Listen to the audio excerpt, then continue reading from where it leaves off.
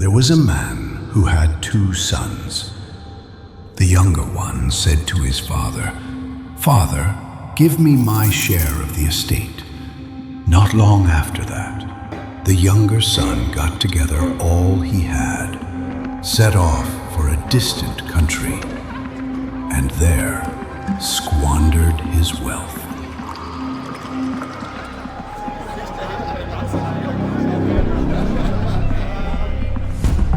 After he had spent everything, there was a severe famine, and he began to be in need. He longed to fill his stomach, but no one gave him anything. When he came to his senses, he said, "I will set out and go back to my father as a slave, for I am no longer worthy to be called his son." So he got up and went to his father. The prodigal son.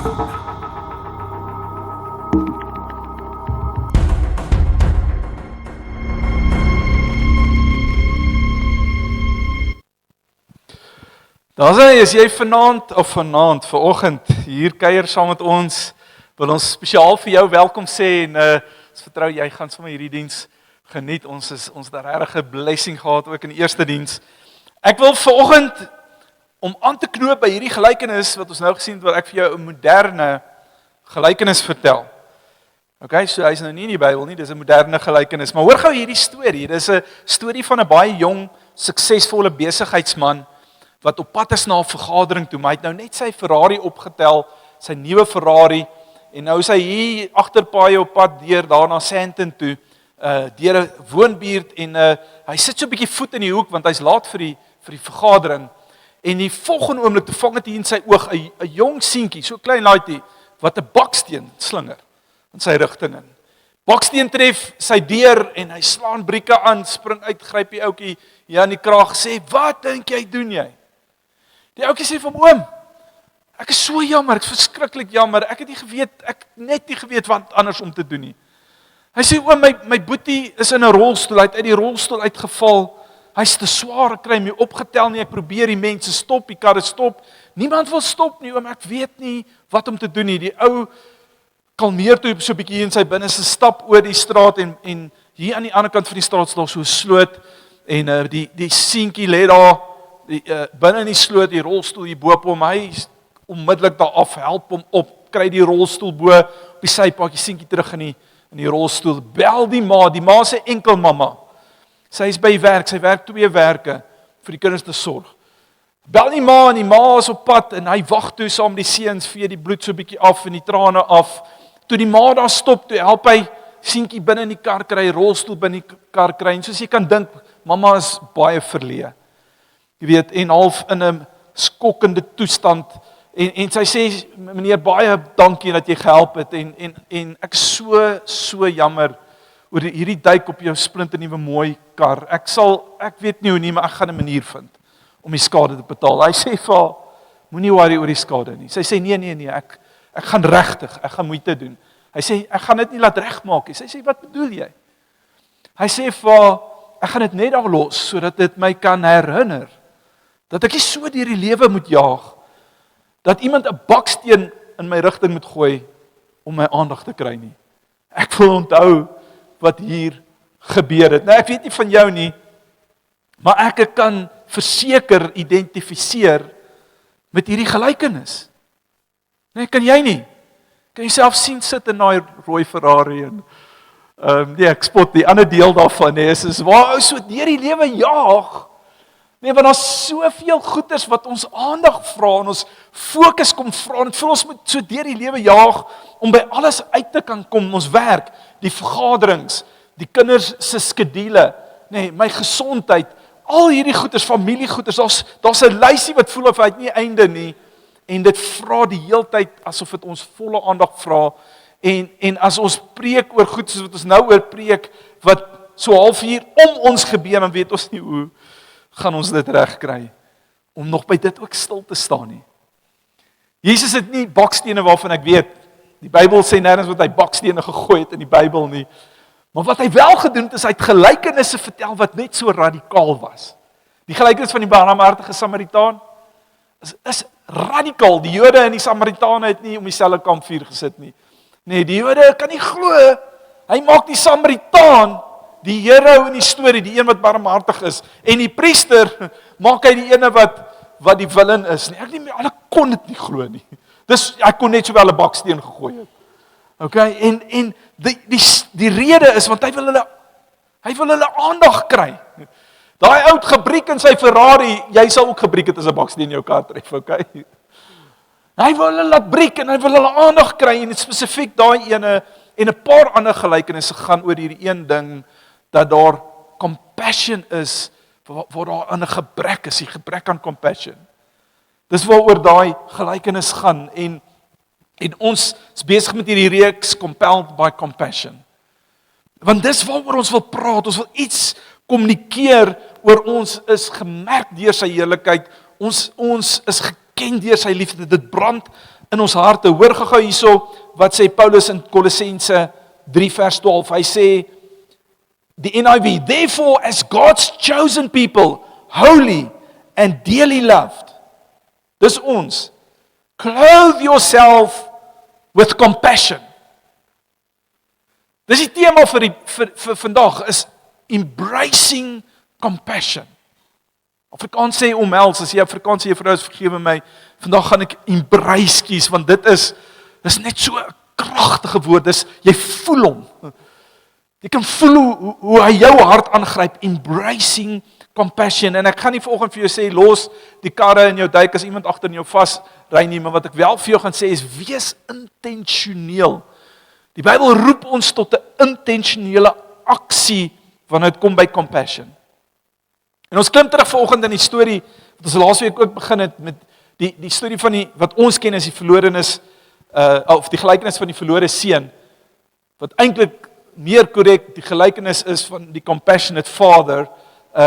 Klim ons terug en ons gaan 'n bietjie kyk na die ouer broer vandag. Die storie begin soos wat jy gesien het, oor die seun wat sy erfporsie gevat het, dit gaan spandeer het, in die varkhok opgeëindig het, en dan tot homself kom en weer terugkom. Sy pa wat hardloop, oorsteld van vreugde, hom omhels, en dan hou sy pa 'n partytjie. Nou gaan lees 'n bietjie wat dit alles sê, van hoe daai partytjie verloop het. Daar was musiek gewees, en daar was dans gewees, en daar was 'n vetgemaakte kalf, en daar was 'n op die spit, en daar was mense gewees, en dit klink eintlik soos 'n Vrystaatse troue, nee. Maar eintlik is net 'n pa wat celebrate en vir die wêreld wil wys, nee, net die omvang en die diepte van sy liefde en sy compassion oor hierdie seun wat teruggekom het. En dan sê die Bybel, hier klim ons nou terug in die storie in, Lukas 15:28. En hy het kwaad geword, dis sy oudste broer wat by die huis kom, hy was nie by die huis nie, hy het kwaad geword en wou nie ingaan nie. Hy kom by die huis aan, hy hoor die musiek, hy vra vir een van die ouetjies daar, hoor jy, wat gaan hier aan? Hy sê, jou broer het teruggekom. Hy dink, wat? En my pa hou 'n partytjie vir hom. En hy staan buite, nou, die Here wil jy met jou verbeelding gebruik. En ons het net ons eie verwysingsraamwerk, en as jy van die Vrystaat afkom, vergewe, dat ek nou die Vrystaaters vanoggend inspan om my te help om die prentjie te skep. Maar kan jy imagine, die Vrystaat man, die ou boete, hy staan daar buite op die plaas, nee, partytjie in die huis, hy staan daar buite, as hy van die Vrystaat was, dan was hy arms verseker gevou. Nee, daar buite gestaan, en dit sê iets van hy het hom toegemaak. Kan nie glo sy pa doen hierdie nie. Hy maak hom toe, en hy eerste plek is, maak hy sy hart toe vir homself. Hoor hierso, vers 29. Hy praat met sy pa, hy sê, maar hy antwoord, kyk, al die jare werk ek soos 'n slaaf vir pa. Soos 'n slaaf, dis hoe hy homself sien. Ons ken nie die pa se karakter nou, nee, so hy's die een wat hardloop, wanneer die ouer mans nie gehardloop het in daai tyd nie, hardloop het, hy gee nie om, hy omhels sy seun, hy hou partytjie vir hom, daar's liefde, wat uit sy hart uit, compassion, wat uit sy hart uit kom vir hierdie seun van hom. Dis wie die pa was. En op 'n manier mis hy dit, as hy voel, hy moet hierdie harde werk doen, hy lys die goeders van wat hy alles reg gedoen het.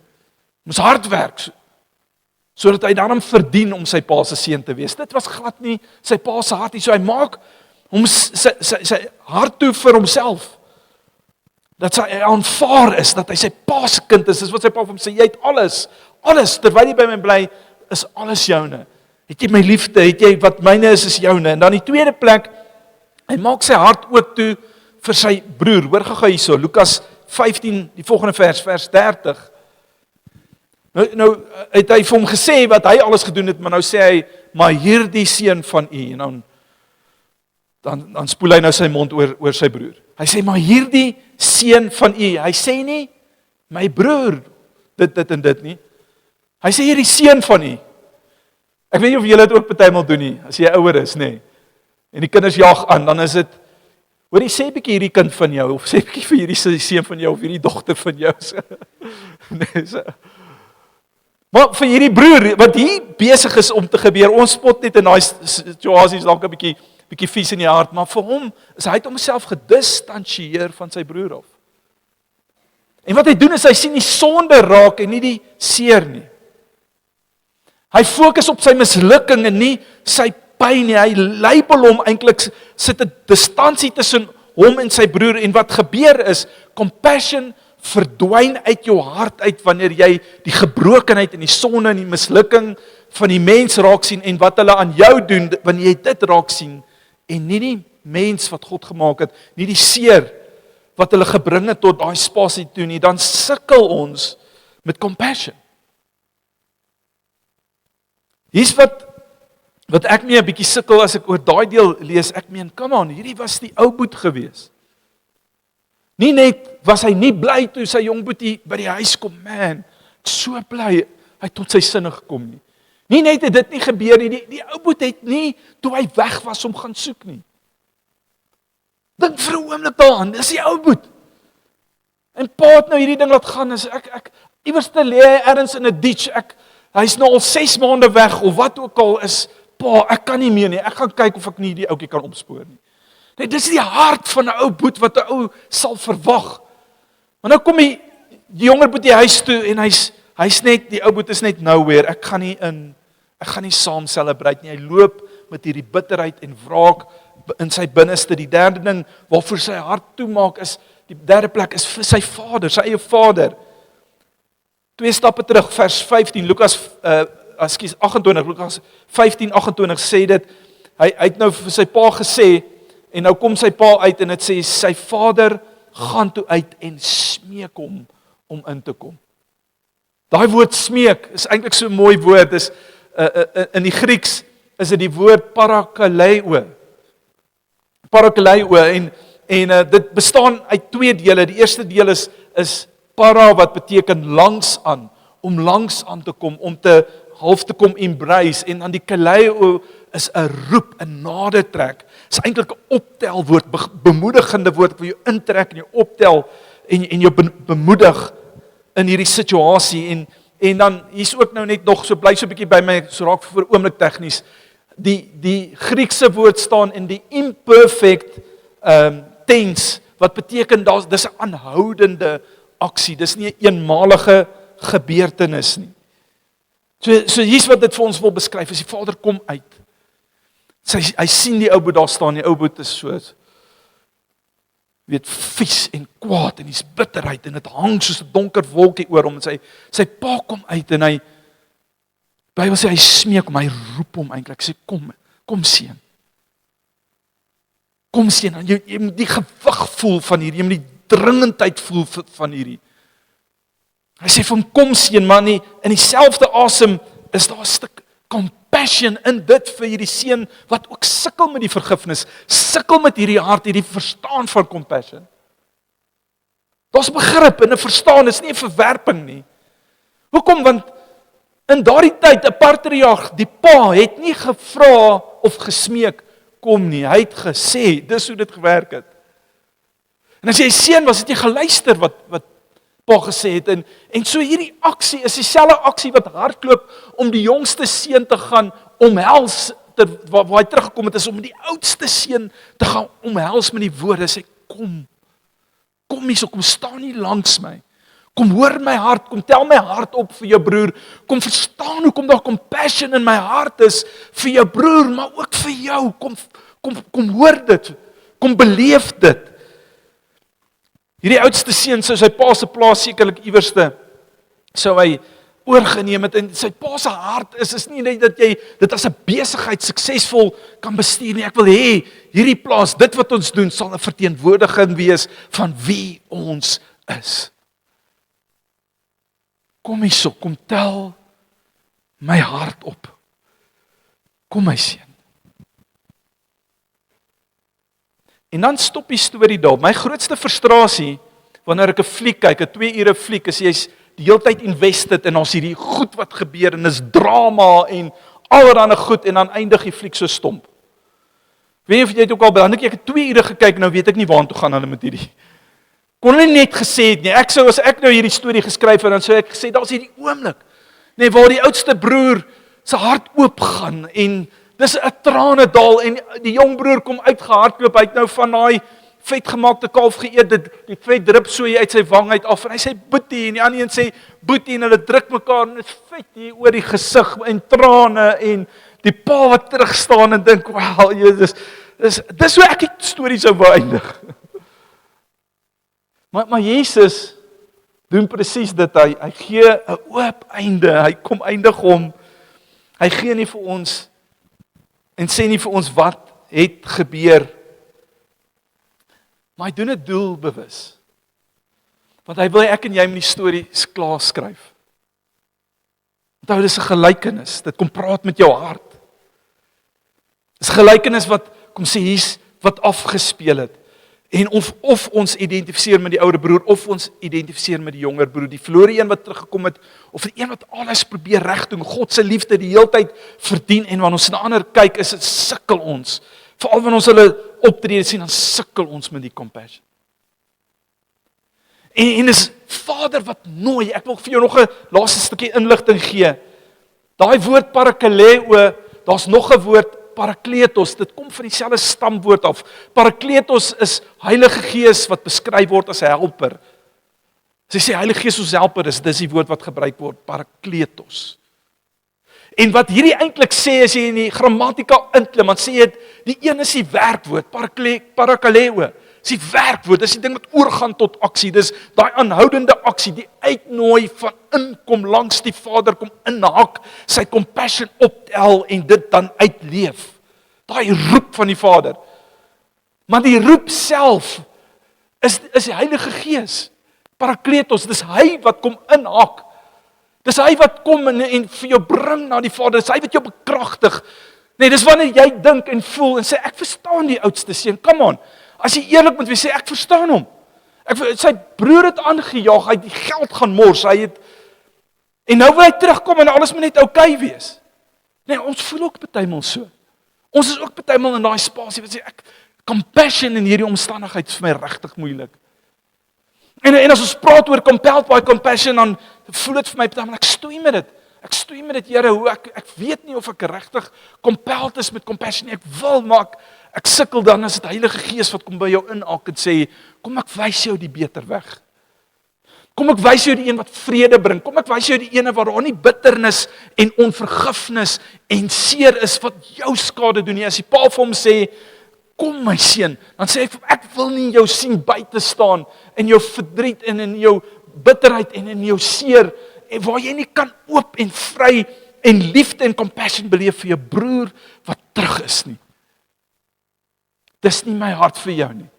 Heilige Gees kom hak by jou in en hy sê ek wil jou vat na hierdie plek toe waar jy ontdek die wonder wat dit is wanneer die compassion van die Vader deur jou vloei. Wat dit vir jou beteken.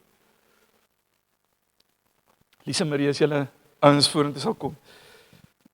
Daai jongste of jong besigheidsman. Ek wil eindig weer met ons moderne gelykenis. Daai jong besigheidsman kon kies, soos ek dink die meeste van ons sou doen, om te fokus op daai duik in 'n Ferrari. Come on, as dit nou vol was, is dit 'n ander storie, nee, maar dis 'n splinternuwe Ferrari. Hy kon die heeltyd vasgevang gewees het in hoe gaan ek hierdie regmaak? Hoe gaan ek die geld uit hierdie vrou uitkry? Ek weet sy het waarskynlik geld nie, hoe jy weet is of hy kon kies dat die compassion toe hy hoor van die seun in die rolstoel. Come on, ek het gesien in julle oë, die Bambi oë, ek het dit gesien. Toe ek vertel van die rolstoel en jy lê die rolstoel is bo, jy kan dit sommer sien. Gryp jou hart hier aan, daai compassion wat hom gegryp het toe hy sien. Okay, hier is die realiteit. Ek vergeet van daai skade, kom ek gaan oor tot aksie. Wat kan ek doen? Wat kan ek nou doen? En dis wat hierdie preek vanoggend wil doen met my en jou is, hy wil ons hart kom gryp en sê, embrace compassion, kies compassion. Wat sit wat Heilige Gees in jou hart neersit as daai aksie? Want dis wat compassion is, dis nie emosie, gevoel, fuzzy, wuzzy, warm gevoel in my binneste nie. Dis 'n oomblik wat jou hart gryp en sê, ek moet iets hieraan doen. En vir elke ene, ek weet, die Heilige Gees het klaar vir my dit geopenbaar, vir elke een in hierdie auditorium, is daar iets. En as dit nie nou is nie, gaan dit in hierdie week gaan daar 'n oomblik wees waar hy konfronteer met dit. Soos 'n baksteen, maar daai baksteen kom in jou kant om jou te veroordeel of jou skade te bring nie. Dis 'n oomblik wat die Here jou aandag wil gryp en sê, stop nou hierdie gejaag. Stop nou al die ander goed wat skree in jou aandag wil gryp en hoor vir 'n oomblik wat my hart is. Laat toe dat jou hart gebreek word in hierdie oomblik vir wat my hart breek. En jy net sê, Heilige Gees, ek weet nie hoe nie, maar kom maak hier in by my. Parakletos, kom maak hier in by my. Ek wil saamstap. Een keer 'n jaar doen ons 'n oefening om ons compassion spier te oefen in die gemeente. Dis street store, nee, wat nou opkom. So jy weet wat street store is, en ons kom by mekaar op by Ligstad en Alberton Noord. Ons klomp klere wat die gemeente en ander gemeentes ingesamel het, skole ingesamel het. Vroeg die oggend staan al 'n lang ry van mense daar. Mense van die straat af. Ons vat hulle deur 'n proses, ons noem dit 'n dignified shopping experience, en dit kos hulle niks nie. Maar is asof hy deur 'n winkel loop. En wanneer ons daar nie, ek gaan uit, dan gaan kyk ek hoe lank is daai ry. Dan is dit chaos in daai ry. Die helfte van ons is dronk, hulle kom dronk daaraan. Ons het so 1 jaar 'n messteek geval gehad wat die ander gesteek het, want nee, jy was nou in die ry gewees, nou is jy weer terug in die druk nog hier in ook. Dis daai vibe. Ons het 'n sekuriteitsmaatskappy daar vir Fox, en hulle het net so groot ou. Okay, almal is vir my groot, maar julle verstaan nou, nê. Hierdie ou is groot en kwaai. Nou dink ek by myself, Here, ons probeer nou compassion wys vir hierdie ouens, maar dan is hierdie man daar op en af en hy order die ouens rond en bulder instruksies uit, en ek verstaan hy moet, want ons moet orde hou. Ons wil nie messtekery hê en daai nonsens nie, maar die oomblik as hulle inkom, die vriendelike groet, wat hulle die eerste oomblik, wanneer hulle 'n sterretjie, wel nie voor die kop kry nie, hulle kry hom hierso in die pad se naam. Wat ietsie kry om te sê, okay, jy's nou in hierdie proses in. En dan is daar Asher, ons ouens wat hulle ontvang, Marius, is die Asher. Okay, ek is Wimpie van Warmbad. Ek het in Alberton opgeëindig, my werk verloor. Nou kom maar en ek sê, hy vra vir my, wat is jou naam? Wimpie van Warmbad. En ek is hier en ek is gebroken en ek is die klere nie, ek het nie om terug te kom, dit is altyd 'n storie. Hier's 'n ou wat luister. Net met intentionaliteit luister en sê, "Eers Wimpie, welkom hier man. Vandag wil ons jou net serve. Vandag wil ons net vir jou lief wees." En hy vat hom so aan die arm en hy vat hom daardeur. Dis die girls doen dit so vir ons, dit's 'n bietjie weird vir ons. Ons gaan sê. Sy man sal hom so weet jy wat se nog vat. En dan gaan hulle daar sê, "Hey, wat is jou size?" Kom ons kyk, sê wat, waarvan hou jy? Hier's wat so, hier's 'n broek. En heeltyd is daar hierdie gesprek en glimlag en hy kry kans om sy storie te deel en sy klaar en sê hy vir hom, Kom ek vat jou gou na die volgende groep ouens toe. Dan is daar 'n groep mense wat bid. Daai Gideons, hulle is soos die Vader. Dit is nie net die Gideons nie, dis 'n klomp ander ouens, maar vir al die Gideons, hulle deel 'n Bybel uit met tye as ons Bybels beskikbaar het. Maar hulle hoof fokus is om te bid, dan kom hy Gideon aangehardloop, nê. Party van ons ook net so groot, sulke rowwe baarde. Ou Anton. As sien hy daai ou, hy spot hom al van ver af. Heilige Gees het hom sê daai ene. Nou as hy aangestap kom Anton daar aangehardloop soos die Vader. Gryp hy daai man, daai ou weet nie, dis baard hier teen hom, dis trane en Anton bid vir hom. Dis 'n ken jy Jesus oomblik. As die trane klaar is en klaar gebid en daai belewenis van compassion wat 'n realiteit word, wat 'n werklikheidsoomblik raak. Dan gee ons vir hulle dalk of iets om te eet. En weet jy, hierdie sort nie ons armoede in Alberton uit nie. Miskien wonder jy, hierdie street store ding. Dis 'n druppel in die emmer. Dit is verseker, dis 'n druppel in die emmer. Dis soos om met 2 visse en 5 broodjies op te daag waar daar 15,000 mense voor jou sit. Dit is net stupid. Maar as ietsie wat gebeur in 'n compassion oomblik, in daai ou se hart, vir 'n oomblik, en hy het klere vir winter, vir hierdie winter het hy nuwe baadjie, nuwe broek, daar's iets wat net vir een winter anders is. Maar daar gebeur iets in jou hart. Daar's 'n oopgaan, want jou hart is dalk toe vir jouself. Jy diskwalifiseer jouself dalk. Jou hart is dalk toe vir mense in jou community, dalk jou eie broer hier in 'n gemeente of 'n suster, of dalk iemand daar buite in jou werksplek. Jou hart is toe, want ek bly vaskyk aan die sonde, ek bly vaskyk aan die moeilikheid, aan die mislukkings. Sê ek sukkel, ek kan nie kyk soos die oudste broer gemaak het.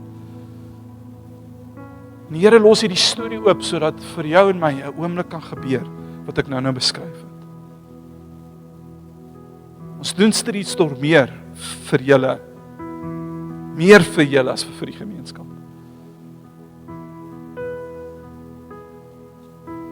En so daai blaadjies wat op die stoele is, gaan Renée sal julle nou weer herinner. Ek wil vir jou, as leier van die gemeente, wil ek vir oggend vir jou sê, dis nie opsioneel nie, as jy in Alberton is. As jy Vader se hart verstaan, dis nie hierdie ding wat ons op die sideline doen van dis oulik nie.